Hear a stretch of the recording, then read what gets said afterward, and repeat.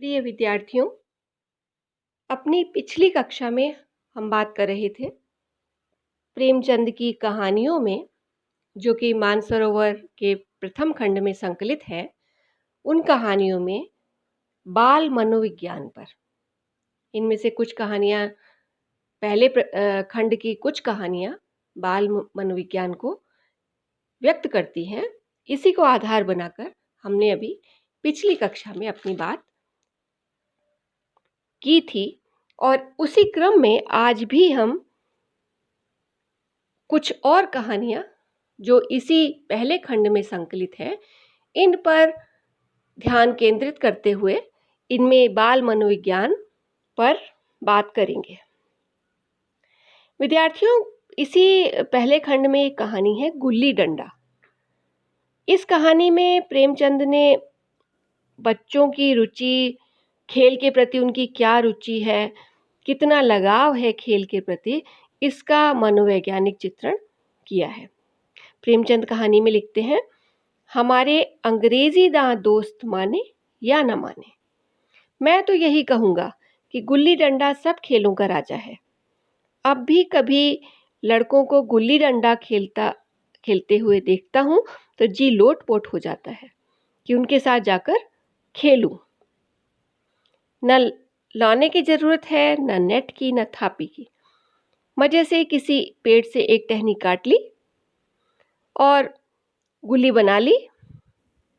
2 आदमी आ गए और उसके बाद में खेल हमारा शुरू हो गया। तो यहाँ पर इसका आगे फिर कहते हैं प्रेमचंद कि मेरे हमजोलियों में एक लड़का गया नाम का था, मुझसे 2-3 साल बड़ा होगा, दुबला लंबा, बंदरों की सी लंबी लंबी पतली पतली उंगलियां, बंदरों की सी चपलता, वही झल्लाहट।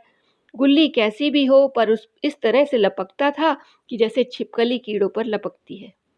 मालूम नहीं उसके माँ बाप थे या नहीं, कहाँ रहता था, क्या खाता था, पर था हमारे गुल्ली क्लब का चैंपियन। जिसकी तरफ आ जाए उसकी जीत निश्चित थी।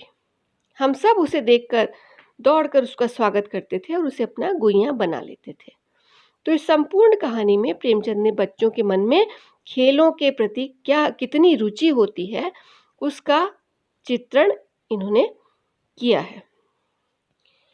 अब इसके बाद में एक और बात है कि मेलों के प्रति बच्चों की क्या रुचि होती है। उस समय तत्कालीन समाज में मेलों के प्रति बच्चों का कितना आग्रह था, क्या रुचि थी उनकी, कितना लगाव था, उसका इस कहानी में चित्रण, ईदगाह कहानी में चित्रण प्रेमचंद करते हैं। ईदगाह कहानी में देखिए, नमाज खत्म हो गई, लोग आपस में गले मिल रहे हैं, तब मिठाई और खिलौने की दुकानों पर धावा होता है। बालकों का यह दल कम उत्साही नहीं है। यह देखो हिंडोला है, 1 पैसा देकर चढ़ जाओ। कभी आसमान पर जाते हुए मालूम होंगे, कभी जमीन पर गिरते हुए। यह चरखी है, लकड़ी के हाथी, घोड़े, ऊंट छड़ों से लटके हुए हैं। 1 पैसा देकर बैठ जाओ और 25 चक्करों का मजा लो। महमूद और मोहसिन, नूरे और सम्मी इन घोड़े ऊंटों पर बैठते हैं। हामिद दूर खड़ा है। सब चरखियों से उतर जाते हैं। अब खिलौने लेंगे। इधर दुकानों की कतार लगी है, तरह तरह के खिलौने हैं।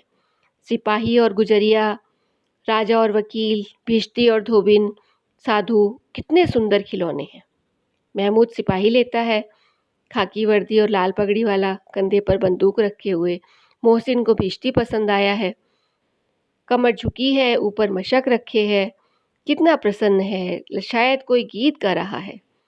नूरे को तो वकील से प्रेम है, कैसी विद्युता है उसके मुख पर, मालूम होता है अभी किसी अदालत से जिरह या बहस करके चले आ रहे हैं। तो मेले का यह जीवंत चित्रण प्रेमचंद ने किया है ईदगाह कहानी में।